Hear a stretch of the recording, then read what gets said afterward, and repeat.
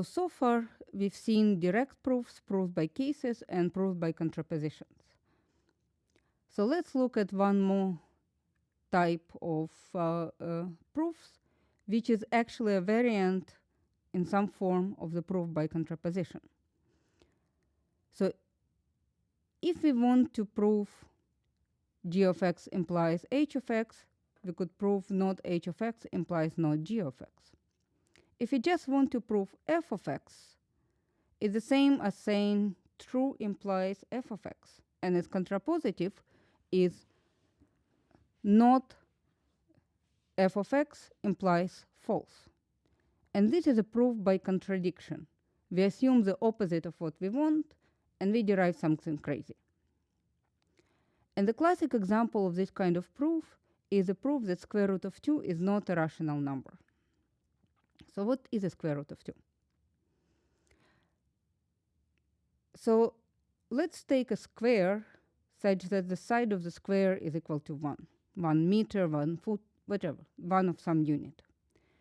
What do you think is the length of its diagonal? By Pythagoras' theorem, you could calculate it.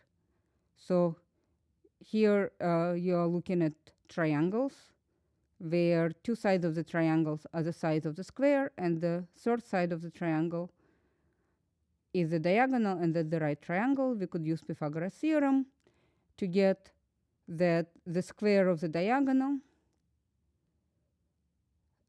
is 1 plus 1 square plus 1 square, which is 2. So the length of the diagonal itself is square root of that, a square root of 2. Well, square root of 2 looks like a weird number.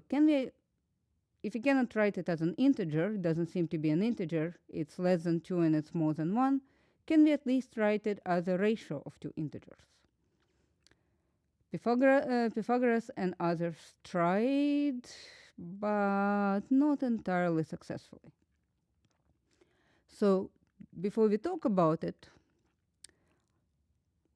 let's say what it means to be representable by a ratio of two integers. Let's talk about rational and irrational numbers. So a number is rational, again from the word ratio, if it can be written as one integer divided by another integer. Definitely the second integer is not a 0, but other than that, any two integer will do. And the numbers that cannot be written in this format are irrational. If you just look at it, it's hard to even think of numbers that are irrational, because a lot of numbers, with a few notable exceptions that you see, are indeed rational, can be represented as fractions. So Pythagoras, he did figure out that diagonal of a square is not comparable to the sides, not representable as a fraction, but he didn't think about it as a number. He just said this, weird thing that's a diagonal of a square, I don't want to think about it. And as far as I know, the first person who really used irrational numbers as numbers was a Persian mathematician, Abu Abdullah Muhammad ibn Isa Mahani. If you know history, you know that a lot of mathematics as we know it came from Greece, and then a lot of mathematics as we know it was developed by Persian mathematicians in Middle East, including the first people who did algorithms, very dear to computer scientists' heart. So together, rational and irrational numbers are all of real numbers, and real numbers are just any sequence of digits, and it doesn't have to be finite sequence. It can go on forever. If you want to think of an irrational number, think of pi. So let's prove that square root of 2 sits in the same camp as a pi. Let's prove that square root of 2 is irrational. Weird according to Pythagoras. So just to remind you how the proof by contradiction goes, if we want to prove that for every x f of x, instead we assume that f of x is false, and we will prove something weird for an arbitrary element of the domain, arbitrary n. So again, universal instantiation, then assume that f of n is false, so not f of n is true, derive something crazy, and from that conclude that f of n must have been true, universal generalization, done. So before we go into the proof, let's look at our definitions and make them a little bit more precise to make our life easier.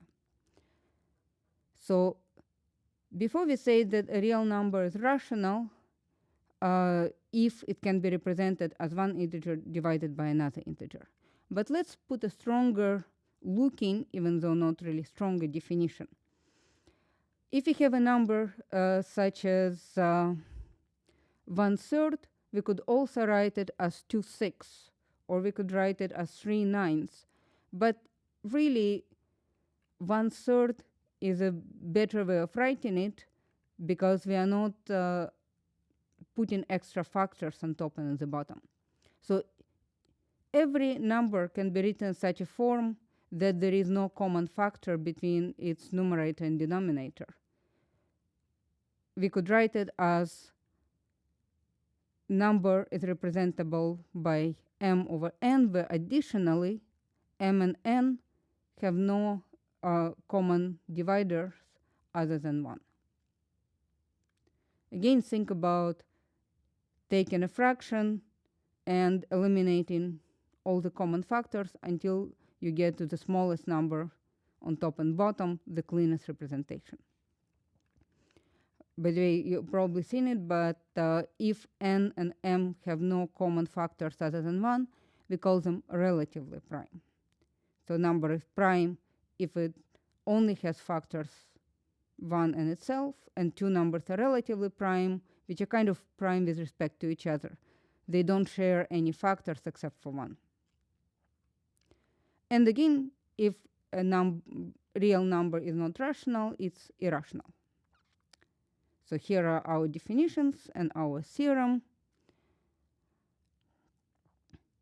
So a real number is rational if this formula holds.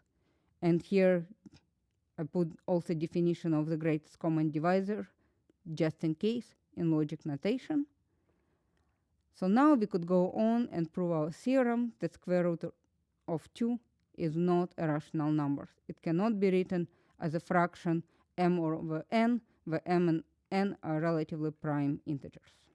So let's do it. So suppose, for the sake of contradiction, that square root of 2 is rational.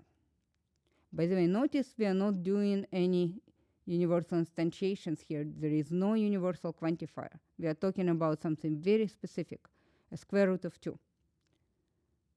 Okay, so suppose that it's rational for the sake of contradiction. Then there exist relatively prime m and n such that square root of 2 is equal to m over n. Now we are using definition of rational with existential instantiation. We could square both sides by algebra and get that 2 is equal m squared divided by n squared. So by definition of being even, m squared is even. But we just proved the theorem that says something very interesting, that if a square of a number is even, then the number itself must have been even. So if some number is a square and is divisible by 2, it must be divisible by 4. So m is even, by definition of being even, is equal to 2k for some k. Definition, existential instantiation. So 2n squared is equal to 4k squared. N squared is equal to 2k squared.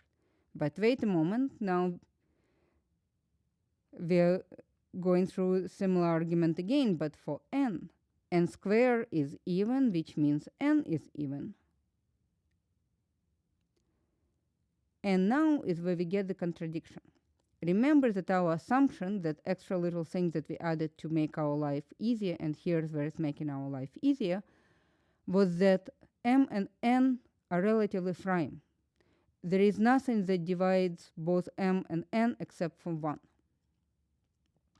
But we just showed that 2 divides m and also that 2 divides n. And here's where we hit a contradiction. We now contradict our assumption that came from definition of being rational. Therefore, such m and n cannot exist, the relatively prime m and n, such that their fraction is square root of 2. And that means that square root of 2 is not rational. So again, as you're reading this theorem, notice where we are using definition and existential instantiation over and over again. We are also using our theorem that we just proved, that if a square of a number is even, then the number itself is even. And we are not doing any universal instantiation generalizations because the statement of the theorem doesn't have any universal quantifiers. We are only talking about a specific thing, square root of 2. Okay, here is a puzzle for you to think about for the next lecture. Imagine a village somewhere, and there is a barber in that village who is very strict about his work. He would only shave men who don't shave themselves, and he will never shave a man who does shave himself. So if a man in that village does not shave himself, the barber will come and shave them. And if the man in the village shaves himself, the barber will not touch them. And now comes the question, who shaves the barber? So think about it. That's a tricky one.